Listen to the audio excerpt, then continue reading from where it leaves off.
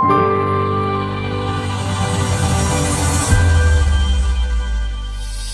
kita udah kena udara dingin, kita merasa kita secara fisik dan mental kita kayak orang umur 80 tahun. Kita marah sama diri sendiri.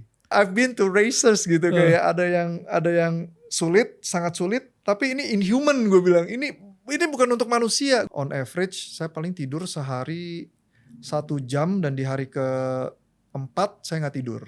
Jadi ada yang hilang jari, bukan hilang jari, hilang kuku. Hilang kuku.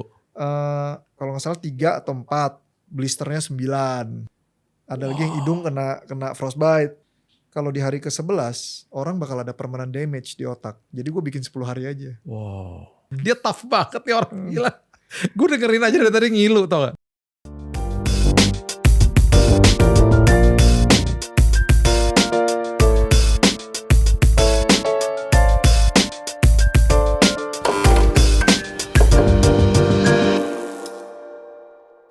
Sahabat Kopi, kembali dengan saya Billy Lantang di Billy's Coffee Table. Kali ini, episode ini saya sebenarnya sangat menanti-nantikan, dan saya betul-betul seneng banget dikenalin sama narasumber hari ini. Karena ada sebuah kisah yang luar biasa, challenging banget, dan senyawa banget sama gua dengan kisah-kisah seperti begini. Sebelumnya perkenalkan Irjen Jayadi. Yeay! Sebelum kita mulai nih, kita harus get it out of the way dulu nih. Karena banyak banget teman-teman gue bilang, lu mau interview polisi katanya gitu. Karena namanya Irjen, ya kan? Nah, emang polisi beneran? Sebenarnya namanya Irjen itu dari ayah saya. Oke. Jadi dulu tuh dia ada cita-cita pengen jadi militer atau polisi, nggak kesampaian. Dari situ dia namakan Irjen ke anak laki-laki pertamanya. Oh, I see. Begitu. Iya. Tapi memang pernah nggak pengen jadi polisi dari pribadi sendiri? Secara panggilan mungkin ada ya. Oke. Jadi mungkin karena namanya Irjen juga dulu pernah dikirim ke militer di Singapura. Oke. Setelah Singapura sudah selesai, dikirim lagi ke Taiwan untuk militer. Kok bisa tuh di Singapura sama Taiwan? Sebenarnya dulu gue tuh WNA. Oh, dulu WNA. Tapi lahir di Indonesia karena sudah kelarin semua militer dan lanjut, dikasih paspor WNA. Tapi tahun 2003 gue balik ke Indonesia, gue merasa kayak Indonesia lebih nyaman deh. Jadi gue balik ke Singapura, gue terbang lagi, gue balikin pasportnya. Gue bilang gue minta paspor Indo, gue balik deh. Dari situ orang Singapurnya nanya, "Are you sure? This is the first time people giving back Singaporean passport for Indonesia." Karena biasanya orang Indonesia mau pindah situ. Betul. Gitu. Nah habis itu bokap gue ketahuan, marah besar dia. Wow, marah besar. Iya. Soalnya pas balik 2003 itu gue sebenarnya minta izin gitu sama my mom ya. Bilang, "Mam, boleh gak nih gue sign on." Sign on tuh artinya kontraknya diperpanjang. Tapi sekali kontrak perpanjang tuh kalau gak salah tuh 15 tahun nih dulu ya. Nyokap gue gak kasih. Dia bilang, "Lu balik Indo aja deh." Gitu.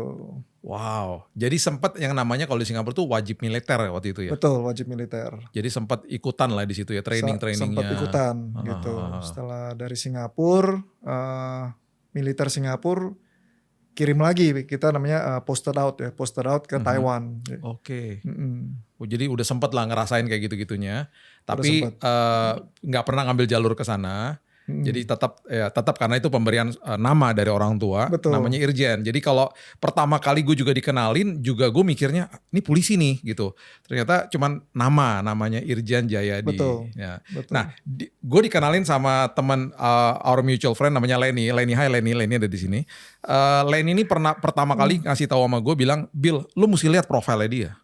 Dan pertama kali gue ngelihat Instagram lu, gue sampai ngilu sendiri bro. Gue ngilu karena gue ngeliatin YouTube lo, gue ngeliatin perjalanan lo itu, gue ngilu banget. Gue sampai merasa gue di situ gitu loh.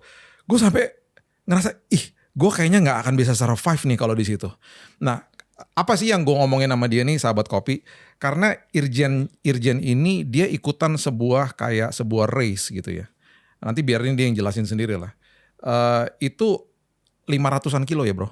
515. 515. Betul. Dan itu namanya ultra maraton di Arktik. Di Arktik, betul. Di Arktik. Jadi ini maraton, guys, maraton di udara dingin banget. Nanti teman-teman bisa lihat nih di Instagramnya dia, bisa klik juga di YouTube-nya dia, perjalanannya dia. 515 kilo. Dia harus survive di dalam medan yang begitu berat. Salju, dingin dan lain sebagainya. Dan ada beberapa momen ketika gue nonton, gue seperti gue ada di situ dan gue dalam hati, gue gak akan bisa survive tuh. Kalau gue ya. Dan itu kan berarti harus ngalahin pribadi sendiri, mental blocknya dan lain sebagainya. Dan itu dialami sama Irjan.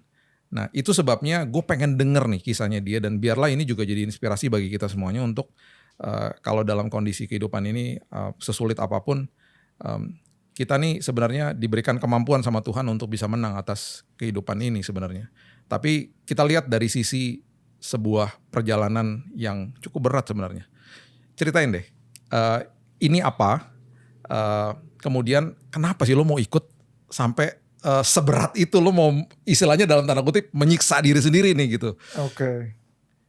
Jadi sebenarnya kita go back to 1 tahun sebelum itu dulu ya. Oke. Jadi ada acara yang namanya MDS Legendary. Jadi kita harus lari 250 km di pasir gurun. Wow. Itu di Sahara. 250 kilo lari di padang gurun. Betul. Kondisi panas. Kondisi panas itu. Itu kalau nggak salah panas tertinggi di 50 derajat. Wah. Jadi pas lari itu kita sama sekali nggak keringetan karena sebelum keringet mataharinya tuh sudah ngangkat lah semua keringet kita. Jadi kering aja udah badannya jadinya. Kering aja itu. Wow. Nah itu tahun lalu tuh. Dan itu lo ikut ya? Itu susah. Itu susah gitu. Jadi kenapa diri saya sendiri mau ikut ke race ini itu ada satu saat kerjaan saya lagi berantakan. Itu jujur. Jadi kerjaan saya lagi berantakan. So saya kasih tahu istri saya bilang, nih saya stres, saya begini. Habis itu dia bilang, gini deh, look back into the years yang you are really proud of yourself. Dan saya benar-benar seperti meditasi lah. Saya balik lagi, saya pikir ini kayaknya bakat saya ada nih untuk do something yang ekstrim. Ya, I wouldn't call it extreme ya. I would call it take my mind off of this world lah. Ya menurut gue sih ekstrim. Dunia ini gitu. Off. Di dunia ini. Dan setelah kelar balik, gue ngerasa kayak hidup gue tuh lebih jernih lah untuk ngelihat ini semua lah. Kayak ada orang yang tuh lebih susah dari gue sebenarnya. Gitu. Ada di dunia sebelah tuh yang orang ada lebih susah dari gue. Jadi pas gue balik, kerjaan udah gue beresin semuanya. Then I found a calling gitu untuk ikut di Arctic Race ini gitu. Tapi my main reason kenapa gue mau ikut Arctic Race ini soalnya I just realize selama ini gue kerja gue terlalu fokus mungkin into what man has created, which is money mungkin. Gitu. Jadi kelupaan kalau sebenarnya tuh Tuhan ada create human being sama all these places for us to go, alam gitu. So I decided to enroll myself masuk ke situ gitu. I just want to feel gitu. What does it feel like for me untuk menaklukkan diri sendiri. Wow. Gitu. Which is soalnya gue paling takut tuh being isolated, dingin. Ya kan, dan justru itu ketakutan lo ya? Itu ketakutan gue sebenarnya. Isolasi sendiri, kedinginan. Ya, itu sebenarnya ketakutan gue. Wow. Gitu. Dan gue pengen aja rasain gitu. Dan yet you chose untuk ikutan itu di Arktik. Yes. Apa bedanya Arktik dengan Antartika? Antartika itu satu kontinen. Oke. Kalau Arktik itu masih ada tanah di sekelilingnya. Oh. Jadi kalau dia summer, es itu jadi air. Jadi air, oke. Kalau kita ngomong Antartika tuh berarti kita ngomongin kutub. Kutub. Ya kalau Arktik itu berarti ada di sebuah negara misalnya yang Iya, dingin betul, banget gitu betul, ya. betul. Nah waktu 515 itu di negara mana tuh? Itu di Race-nya? atasnya Swedia. Di atasnya Swedia. Betul. Oke. Dan sampai ke sana ada namanya apa? Mungkin preliminary test atau apa ujian saringan atau apa? Atau siapa aja bisa ikut? Jadi untuk race ini tuh dia tiap tahun tuh dia cuma buka 25 peserta. Kategori 25 peserta, that's it? That's it, kategori ini. Jadi dia gak mau terlalu banyak, dia justru mau isolasinya ini tuh kena di setiap peserta.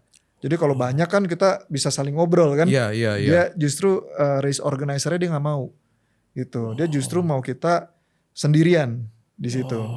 Jadi setelah itu kita lewatin proses interview yang lumayan panjang ya. Kalau gak salah hampir 2 jam itu.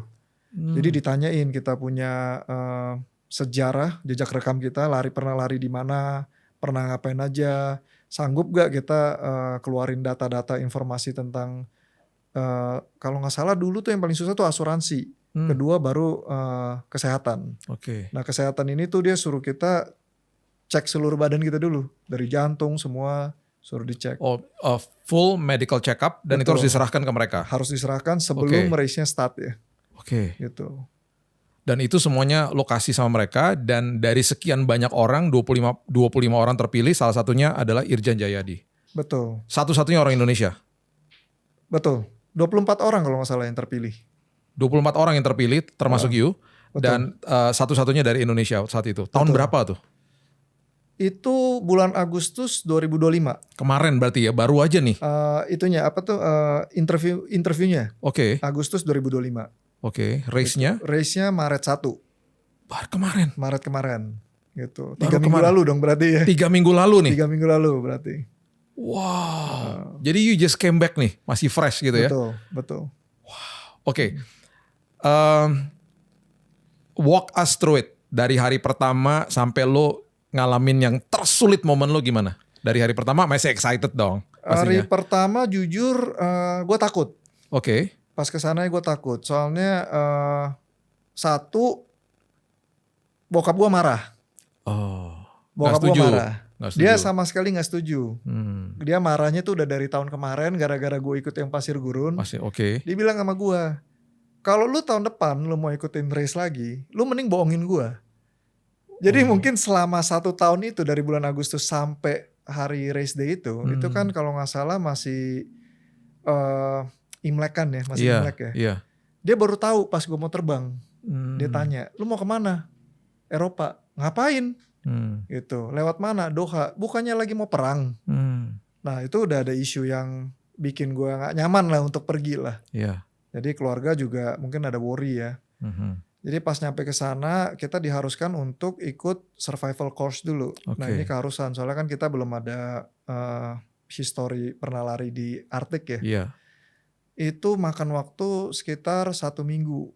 Dan 1 minggu itu pas kita nyampe itu dingin-dinginnya itu. Kalau gak salah tuh tercatat paling low minus 35. Minus 35 wind chill? Itu snowing. Snowingnya? Snowing. Dan jujur gue belum pernah lihat, gue pernah lihat salju tapi belum pernah ngerasain lagi salju. Gitu.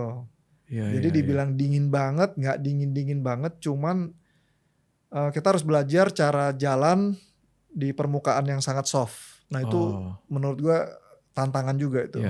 Tantangan. Jadi kita harus disuruh nginep kalau nggak salah semalam. Itu juga satu tantangan juga ya. Kita harus buka tenda, buka BV, kita harus masak air. Jadi kita diajarkan cara masak air dengan tepat. Soalnya kalau gasnya itu kita kena jari-jari kita dan kita lupa pakai glove, jari-jari kita langsung putus. Tunggu. Ini karena saking dinginnya? Jadi gas sama udara dingin itu kalau dicampur kena jari-jari kita langsung putus. Langsung putus.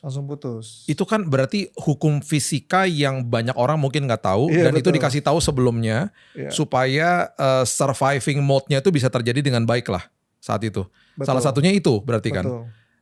Kalau gas bercampur dengan udara dingin yang ekstrim bisa membuat jari putus. Jadi harus pakai glove. Harus pakai glove. Wow, itu kalau lagi nyalain kompor kecil ya untuk kita lagi mau masak sesuatu gitu ya. Jadi setiap hari kita bangun dan sebelum tidur kita suruh recite. Jadi instrukturnya suruh kita recite. Jadi pas setiap kali kita bangun kita harus ngomong 2 hal. Don't be stupid, don't be lazy. Sebelum tidur kita harus ngomong lagi. Don't be stupid, don't be lazy. Just talk to yourself gitu. Betul. Oke. Karena 2 hal ini tuh kalau kita udah kena udara dingin, kita merasa kita secara fisik dan mental kita kayak orang umur 80 tahun. Kita marah sama diri sendiri. Kenapa kita lupaan? Kenapa kita pelan? Kenapa kita gak sekuat dulu? Jadi bener-bener kayak manusia umur 80 tahun. Kita marah sama diri sendiri. Wow. Gitu. Karena alam itu tiba-tiba tanpa kita sadari kayak ngelimit kita punya ability apapun itu. Yes, betul. Membuat kita jadi lambat dan lain sebagainya. Lambat, lupaan. Bodoh. Wow. Ini orang yang belum ngalamin ya nggak tahu lah seperti ini. Benar. Udara dingin bisa membuat itu kepada diri kita. Wow. Berapa kilo Irjan jalan setiap hari? Atau lari atau yang ditempuh tuh berapa kilo setiap hari? On average mungkin 60-an mungkin. 60-an kilo? 60-an. Jadi 515 diselesaikan dalam waktu? 8 hari 23 jam. 8 hari 23 jam. Betul. So it's almost 9 days almost ya, 9 hari. Hampir 9 hari. Hampir 9 hari, betul. Tapi 9 hari ini moving time ya. Jadi on average saya paling tidur sehari 1 jam dan di hari ke-4 saya gak tidur. Wow. Gitu. Kok bisa kuat kalau tidur cuma segitu? Nggak disorientasi, halusinasi juga, betul. Karena tidur cuma sejam. Betul. Wow. Karena saking jauhnya dan permukaannya itu mungkin kalau orang ultra yang biasa seperti saya sebelum ke lari di es, mungkin saya akan berpikir sehari 50 km, lari 10 hari udah kelar lah. Mungkin kasih bonus 5 km sehari, 9 hari juga bisa kelar. Ternyata pas lari di salju, itu semuanya kondisinya sangat beda dengan matematika. Gitu. Jadi di subuh permukaannya langsung keras, kita bisa lari. Pas matahari keluar, semuanya jadi soft. Kita jadi susah jalan pun susah. Wow. Gitu. Jadi kita harus ngatur, kita harus we have to forgo kita punya sleep untuk perjalanan di siang harinya yang pelan gitu. Oke. Jadi harus tidur dikorbankan. Iya, dikorbankan. Supaya bisa travelingnya di waktu yang pas. Betul, yang tepat. kita maksimalkan. Jadi kita harus korbankan tidur kita. Di mana tidurnya? Kalau tidur tuh tenda, bawa tenda nih. BV itu apa? BV itu seperti tenda tapi dia nggak pakai itunya. Dia nggak pakai apa tuh kayak kalau tenda kan dia ada dua itu kan, 2 string gitu. Kalau BV nggak ada. BV itu kayak selimut aja. Jadi sleeping bag. Selimutnya BV. Jadi tidur di luar tuh pernah gitu, kayak di alam terbuka gitu. 3 hari. Jadi cuman sejam ya 3 hari. Tapi itu anget lah ya. Kalau enggak ya habis dong badannya. Pasti anget lah ya, cukup untuk menghangatkan tubuh itu di luar. Masih bisa lah. Masih bisa. Yang penting kita harus cari pohon-pohon. Dia tough banget nih orang gila. Gue dengerin aja dari tadi ngilu tau gak. Tapi gue lihat di videonya itu ada beberapa rumah yang Irjan datengin. Itu adalah apa kayak checkpoint gitu. Itu rumah gubuk. Rumah gubuk. Ada checkpoint. Jadi checkpoint ini dari race organizer dia bikin checkpoint tuh karena kita harus charge handphone atau GPS. Dan minimal 70% kita baru boleh jalan lagi. Dan ini semua dicek. Jadi kalau kita punya GPS lebih kurang dari 70% kita gak boleh jalan. Kita gak boleh jalan. Jadi, itu resiko soalnya gak boleh. Betul. Untuk safety lah ya. Untuk mereka track kita. Bisa track kita, iya. Jadi hanya setelah 70% kita udah harus jalan lagi. Gitu. Tapi dikasih makan. Di situ dikasih makan. Di checkpoint. Dan ada satu lagi yang gubuk. Gubuk itu dipakai untuk pemburu setempat. during summertime. Gitu.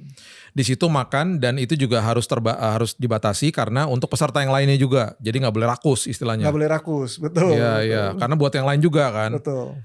Nah, selagi berjalan 70% itu emang akan dia udah ngitung tuh akan habis, nanti di checkpoint berikutnya bisa ngisi lagi gitu. Kalau tiba-tiba mati di tengah jalan karena you guys misalnya lambat jalannya gitu, gimana tuh? Kan kita bawa makanan sendiri. Oh, ada makanan sendiri. Betul. Bisa survive paling nggak di situ. Kita harus bawa makanan sendiri. Oke. Harus. Jadi kita harus bawa 2 hari worth of makanan. Oke. Jadi at any point of time kalau kita ke checkpoint, dia ketahuan kita nggak ada 2 hari punya makanan, bisa diskualifikasi. Oh. Gitu. Terus gue liat di video tuh lo makan kayak biskuit tuh apaan tuh? Kayak coklat ya kalau nggak salah ya? Coklat gitu. Itu bangun aja. Untuk bangun ya. Karena aja. Itu ada sugar rush-nya pasti kan. Betul. Oh. Betul. Terus daging yang makanan militeri berarti? Daging kita makannya expedition food aja, dari expedition food. Oh, oke. Gitu. Yang kaleng-kalengan gitu ya? Yang saset lah. Saset-sasetan, iya. Iya. Taruh air panas, kita aduk-aduk dikit, 5 menit lagi kita makan gitu. Wow. Semua dari situ aja. Gitu. Wow. Gue denger aja ngilu gue. Nah, di poin mana akhirnya lo ngerasa waktu lo halusinasi, ada gak di poin lo bilang, gue nyerah deh? Ada sih, gue ingetnya di 4 hari pertama, di hari kedua tuh susah. Gue telepon istri, habis itu tiba-tiba air mata keluar aja. Nangis? Sebenarnya gak nangis sih, cuman gak tahu itu perasaan yang sangat aneh. Kayak lihat video, lihat muka istri, anak saya juga di sana, kayak tiba-tiba air mata keluar aja. Sebenarnya gak nangis. Kalau nanya diri sendiri, gue juga gak sedih. Gue gak sedih gitu. Cuma gak tahu kenapa air mata keluar aja gitu. You miss them lah pasti saat itu. Atau you feel stupid itu ikutan gituan. Pernah gak rasa gitu? Kenapa sih gue ngikutin? Oh selalu. Kayak rasa bodoh sendiri gitu. Iya, kayak ngapain gue di sini? Kenapa gue di sini? Kenapa begini? Kayak abis itu kayak I just have dari ngeblame diri sendiri sampai ngeblame race organizer-nya. Sampai ada sekali gue nyampe ke checkpoint, gue maki-maki itu race organizer-nya. Kenapa lo buat race kayak gini? Karena gue bilang I've been to races gitu. Kayak ada yang sulit, sangat sulit, tapi ini inhuman gue bilang. Ini bukan untuk manusia, gue bilang. Habis itu gue maki-maki gitu. Habis itu dia juga untung kayak lihat diri gue lagi gak normal ya. Jadi dia diem juga gitu. Iya, dia expected kali ya itu ya. Dia tahu lah ya. Benar, soalnya like mental breakdown lah itu ya. Iya, itu kalau gak salah di hari ke-7. Wow. Tapi hari kedua gue nangis, gue belum breakdown. Itu gue inget banget. Hari ke-4 dan 5 itu gue sedih. Soalnya di hari kedua gue kasih tahu istri gue kan. Gue matiin handphone ya, karena kamu bikin aku lemah. Oh ya? Iya. Bikin lemah tuh karena you miss her nanti takutnya. Karena air mata keluar. Karena air mata keluar. Cuman gak sedih jujur. Cuman kayak gue cuman kasih tahu istri gue aja, kamu bikin aku lemah. Ntar setelah perlombaan ini aku baru telepon kamu balik gitu. Cuman di hari ke-4 atau hari ke-5 gue telepon dia gitu. Gue telepon balik dia. Gitu. Gue bisa dipenggal sama bini gue kalau gue bilang kamu buat aku lemah. Ini keren banget nih. Terus akhirnya tapi dia gak apa-apa ya. Your wife is okay with that. Dia understood lah. Dia pengertian. Dia ngerti lah ya. Pengertian. Terus akhirnya tapi lu mau nyerah, lu mau segala macem. Ada kerusakan fisik gak? Maksudnya kaki lu sampai hancur lah apa segala macam. Ini kan lu jalan soal di kedinginan cuaca yang ekstrim gitu. Ada, cuman kalau gue bilang ada gue malu. Karena ada orang yang lebih parah dari gue. Oke. Cuman memang ada ya. Kayaknya ada orang yang lebih parah. Soalnya setelah selesai ternyata kita ngumpul. Kaki gue paling cantik. Dari semua peserta. Kaki gue paling cantik. Jadi kita kayak coba lihat kaki lu. Jadi ada yang hilang jari. Bukan hilang jari, hilang kuku. Kalau gak salah 3 atau 4. Blisternya 9 gitu. Ada lagi yang hilang 8 gitu. Ini ada lagi yang kena frostbite. Di jari telunjuk ya. Iya. Ada lagi yang hidung kena frostbite. Iya. Ya kan? Wow. Dan gue inget lu waktu kita pernah ngobrol-ngobrol waktu itu, lu bilang sepatu itu nggak boleh dicopot. Sepatu gitu? itu sepatu nggak boleh dicopot kalau kita lagi moving time. Oke. Karena? Ya karena kalau kita copot sepatunya mengeras, kita susah masukin lagi. Oh, karena nih udah kondisi basah ya, karena salju kan. Betul. Basah, lo keluarin kaki lo dari situ, terus lo keringin dia kaku tuh sepatunya, susah masukin lagi. Susah. Tapi kan kita harus ganti kaos kaki sekitar 4 jam sekali ya. Jadi itu cepet. Kerjaan kita cepet. Oke, 4 jam sekali diharuskan ganti kaos. Kenapa? Karena kan kaki kita bisa mengeluarkan keringat. Kalau lama-lama kita nggak ganti, kaki kita bisa tambah rusak. Gitu. Iya. Wow, jadi banyak banget kiat-kiat surviving mode-nya dari awal tuh udah diajarin. Betul. Untuk ganti kaos kaki lah, pakai sarung tangan kalau lagi nyalain kompor lah, bla bla bla segala macam. Karena ini ekstrim banget nih cuacanya, dan you guys juga nggak pernah ngalamin kayak begini, dan bisa bahaya banget buat secara fisik, bisa bahaya banget. Dari 24 itu selesai semua? Cuman 15 yang selesai. Cuman 15. 9 selesai, udah nyerah lah ya. 9 ada, ya mungkin ada inilah. Mereka dijemput sama apa? Kalau misalnya gini, lu di tengah-tengah di 200 kilo, gue nyerah nih gitu. Jemputnya tuh bisa 3 jam baru dijemput ya. Baru kejemput. Jadi kita harus maksain diri ke checkpoint. Oke. Kalau mau DNF ya kita harus paksain diri. Ke checkpoint. Itu dijemput pakai apa? Helikopter? Ski mobil. Oh, ski mobil. Mereka ski mobil. Iya. Ikutan race gini berapa bayarnya? Kalau untuk race-nya sendiri 3.000 euro. 3.000 euro itu berarti sekitar berapa tuh? 3.000 euro. Dikali berapa sih? Sekarang 20 ya? Ya kali 2 aja lah. Kali 2 lah ya. Sekitar 60 juta lah ya. 60 juta. Iya. Dan lu harus ada asuransi. Harus ada asuransi. Asuransi harus bisa cover segala-galanya. Betul. Dan apakah ada klausul yang mengatakan kalau lo mati bukan tanggung jawab gue? Ya pasti ada. Ada dong ya? Pasti ada itu. Soalnya secara ilmiah mereka kan bikin cut off time-nya 10 hari kan. Iya. Jadi pas gue tanya sama race directornya kenapa 10 hari gitu loh. Kayaknya dia bilang kalau di hari ke-11 orang bakal ada permanent damage di otak. Jadi gue bikin 10 hari aja. Wow. Gitu. Jadi race udah harus selesai dalam 10 hari? Iya. Soalnya kalau dia gak tidur 11 hari, ntar dianya ada permanent damage. Malah balik lagi ke dia ntar. Oh gitu. Iya. Jadi 10 hari itu selesai atau tidak selesai harus selesai? Harus selesai. Dijemput? Dijemput. Gitu. But you finish below 9 days bahkan? Belum gak sampai 9 hari lu udah selesai? Betul. Lu di urutan ke berapa? 11. Di urutan ke-11 dari 15 orang itu? Ya kalau mau lebih keren sih urutan 11 dari 24 orang itu. Dari 24 ya benar dari 24 orang ya that's true. Karena 24 yang ikutan race. Cuman ya 11 dari 15 lah betul. Iya tapi benar juga sih dari 24 ya 11 dari 24 benar. Wow, that's amazing man. That's so amazing. Gua harap sahabat kopi nonton deh. Yang paling lengkapnya ada di YouTube ya. YouTube ada, tapi di IG juga ada. Di IG juga lengkap ya. Ikutin nih ada linknya, IG-nya Irjen. You guys nonton deh. Dan liatin mukanya dia pas dia lagi, karena dia dokumentasi semuanya tuh. Dia lagi dalam kondisi halu, marah, lagi di checkpoint, lagi di perjalanan bahkan di saljunya gue nonton. Itu yang gue bilang, gue merasa kalau gue di situ, gue nyerah lah pasti udah. Gue juga gak suka dingin. Ya elah di kamar gue dingin sedikit aja gue matiin AC-nya. Betul. Aduh, tapi this is very very awesome ya. Untuk lo bisa ngalahin diri lo sendiri, nomor 1 nih dalam list lo tuh apa? Untuk lo bisa, I beat myself. Nomor 1 tuh yang paling sering lo katakan kepada diri lo apa? Atau lo udah gak mikir lagi udah?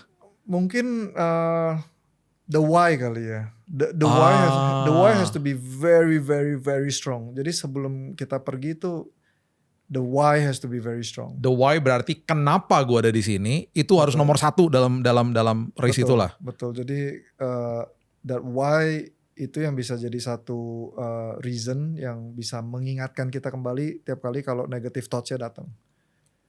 Gitu. The why has to be very very strong. Wow. Gitu. Gila, gue inspired banget. Kalau sampai lo lagi lemah dalam hidup ini, lo harus tahu kenapa lo ada dalam panggilan lo dalam hidup ini. Kenapa juga Tuhan ciptain kita. Aduh, ini keren banget. Kenapa sih kita ada di dalam panggilan ini, ada di dalam proses ini. Kenapa Tuhan ciptain kita. The why has to be the strongest. Keren. Jadi itu selalu lo ingetin diri lo sendiri. Kalau udah lemas, udah mau nyerah, kenapa sih gue ada di sini? Kenapa? Buat lo apa? Kenapa? Why? Why it's for you to beat yourself, to be in that race? Well, I think kayak I don't wanna sound stupid atau ini ya. Cuman I think ya memang Tuhan ciptakan kita tuh ada bakat aja gitu. Kita ada bakat dan gue percaya bakat itu bukan cari duit doang gitu. Iya, iya. Kita masing-masing ada bakat. Mungkin ada bakat yang orang kayak seperti tadi si Jacqueline ya. Bakat dia ada nyanyi. Ada orang bisa dansa, ada orang bisa compose, ada orang bisa tulis, ada orang mungkin bisa ada art, bisa video atau apa. Dan gue percaya bakat gue di sini gitu. Oh. Gitu. Iya. And it will be very stupid. Kayak gue nggak mau balik dikenal sebagai orang Indonesia pertama yang gagal. Gitu. Di dalam arti Chris ini, were you the first Indonesian to ever do it? I think so. Jadi orang Indonesia pertama yang pernah ngelakuin ini. Mungkin orang Indonesia mungkin nggak peduli ya, nggak selesai ya udah nggak selesai. Cuman gue peduli. Iya. Dan orang situ juga pasti tahu gitu loh. Iya. Dan gue nggak mau dikenal sebagai orang Indonesia pertama yang gagal di sana gitu. Keren. Gitu. Ini cerita harus diangkat dan ini harus menjadi inspirasi juga bagi bangsa ini. Bahwa ada anak bangsa yang pertama nyerahin paspor Singapura balik ke Indonesia. Saking cintanya dia sama Indonesia loh.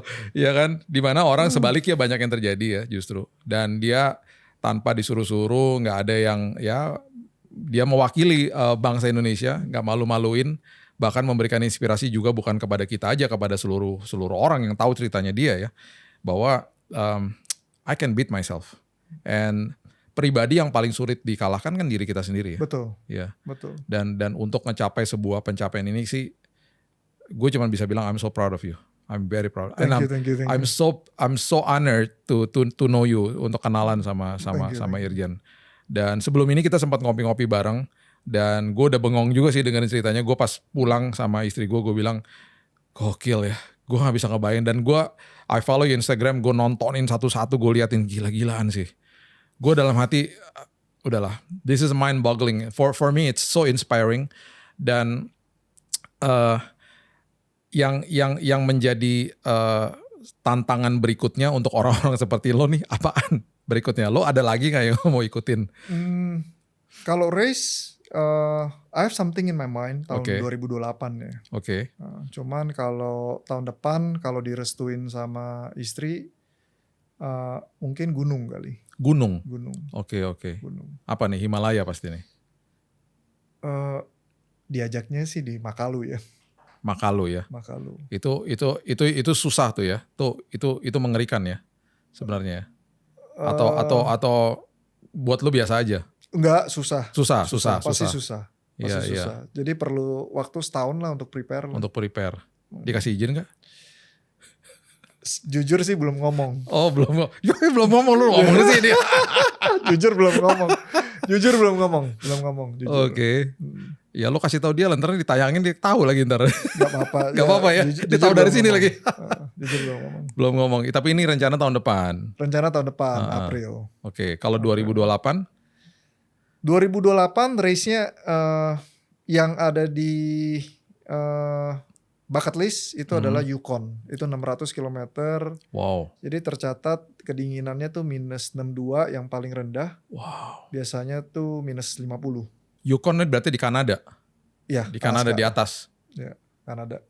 Wow. Alaska situ lah. Ya Alaska di situ. Itu Arctic juga tuh. Itu Arctic juga ya? Arctic. Gitu. Wow. Dulu gue nikahnya di Kanada. Oh wow. Karena keluarga istri gue di situ.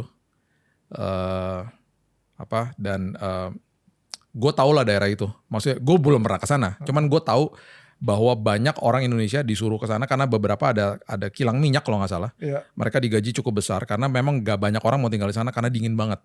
Daerah Yukon. Yukon Territory namanya. Ya. Dan itu tahun 2028. Jadi minus 60-an dan 600-an kilo yang 2028 betul, itu ya. Betul. Gila sih. Betul. Nah itu ya ini izin 2027 aja belum ngomong loh ya pakai 2028 ya ntar dulu tuh ya ntar. Ya, tapi itu bucket list lah ya. Benar. In your bucket list. Ya. Wow. Soalnya apa ya? Kalau di gua hidup tuh harus ada tujuan ya. Jadi kita pasti tahu kita nggak melenceng gitu. Iya. Jadi udah. Bro, gue tujuan gue cuma mau makan aja besok udah cukup. Dia mah tujuannya gila-gilaan. Tujuan lu hidup lu apa? Gue tahun depan naklukan gunung. 2028 gue ke Yukon. 600 kilo di salju. Aduh. Gue pernah ya. Nih gue pernah mendarat di kota Chicago. Udah lama lah. Gue lagi pas kerja di bulan Januari dijemput teman-teman gue. Wind chill-nya 50. Itu dingin banget. Minus 50. Yes. Nah, itu bulan Januari. Jadi gue nggak tahu lah gimana. Gue lupa kenapa gue ada kerjaan di situ. Terus gue mendarat. Teman gue jemput gue, dia kasih gue 2 cup of coffee. Dia bilang yang satu buat lo nanti minum, yang satu lagi kita tuangin yuk di luarnya airport. Karena lo kan lihat itu langsung instantly jadi es, dia bilang gitu. Bener, gue tuang di jalanan itu instantly crack jadi es. Jadi dia langsung kasih gue sarung tangan lah segala macam karena bisa frostbite juga gitu. Karena bahaya banget. Nah itu dalam sekejap aja gue udah gak tahan gitu loh. Gue masuk ke mobil gue tuh gak tahan sampai gue gemeteran gitu ya. Padahal gue pernah tinggal di daerah cukup dingin juga yang ada 4 musim tuh di Oklahoma di Amerika tuh 13 tahun. Tapi tetap never get used to it gitu loh. Nah bagi lu yang bener-bener kayak istilahnya nyiksa diri berhari-hari gak keluar dari itu. Itu luar biasa sih. Pertanyaan gue terakhir, di checkpoint itu ada pemanas gak? Ada api lu bisa bakar gitu? Ada. Di situ bisa ya? Anget lah. Bisa anget lah di situ ya? Wow. Di checkpoint anget lah. Iya. Lu pernah ketemu binatang buas? Kayak bear atau apa gitu? Enggak. Di situ nggak ada ya? Enggak. Paling binatang biasa kayak apa? Moose misalnya? Moose, reindeer ada. Oh oke. Oh Creston berarti itu daerahnya ya? Yeah. Reindeer. Ada reindeer loh di situ. Daerah Santa Claus lah ya. Betul. Aman. Nah Yukon tuh kalau gue nggak tahu tuh. Kalau Yukon apakah ada bear gue nggak tahu lah. Yukon harusnya ada ya. Harusnya ada ya. Karena itu ke daerah-daerah banyak bear tuh daerah situ tuh. Harusnya ada. Iya. Arctic Wolf ada. Arctic Wolf. Yeah. Oh Arctic Wolf. Bro, thank you banget. Gue inspired banget sih dengan kisah ini. Kasih dong kata-kata lo buat teman-teman yang mungkin juga lagi struggling ngelawan diri sendiri dalam hidupnya. Please. Mungkin secara singkat, sebelum kita meninggal, what do you want to be remembered as? Wow. Mungkin if we look forward, apa yang kita mau diingat dari teman-teman kita, masyarakat kita, mungkin itulah tujuan kita. Yes. Wow. And I don't want to be remembered as someone yang generates a lot of income atau apa ya. Kayak I want to be known as somebody who comes to my funeral and tell my wife, my children, your dad inspires me to run, to be healthy. Wow. I want that to be. I want to be remembered sebagai orang itu. Iya, keren. Dan itu semuanya sekali lagi. Dan itu nguatin gue banget. Always remember the why. Yes. Kenapa lo ada di sini? Hari ini mungkin kita ngingetin diri kita. Kenapa saya diciptakan? Kenapa saya ditaruh sama Tuhan di bumi ini? Kenapa saya punya pekerjaan ini? Kenapa saya punya keluarga ini? Dan semua itu harusnya menjadi inspirasi, motivasi bagi kita untuk hidup. Bro, thank you banget. You are so inspiring. Dan I hope teman-teman yang udah nonton bisa bagiin juga video ini. Bisa juga follow Instagramnya Irjen. Dan lihat nanti race-race yang akan datang. Gue berdoa semoga semuanya Tuhan lancarkan dan selalu jaga lo. Makasih. Dan pastinya membawa nama baik bangsa Indonesia. Dan juga pastinya keluarga lo. Best regards to your wife, to your children. Dan gue percaya bahwa video singkat ini bisa memberikan kita juga mungkin jawaban. Mungkin kita sedang bertanya hari ini. Kenapa sih susah banget ngalahin diri sendiri gitu ya. Dan itu yang harusnya menjadi motivasi buat kita setiap hari. Apalagi kalau kita punya Tuhan dalam hidup ini, roh di dalam kita lebih besar daripada apapun yang kita hadapi. So, thank you so much bro. Dari saya and Irjen Jayadi, Jangan lupa subscribe dan like dan juga follow Instagram, TikTok dan juga YouTube Bill's Coffee Table. Dan until next time, Tuhan Yesus memberkati. God bless you.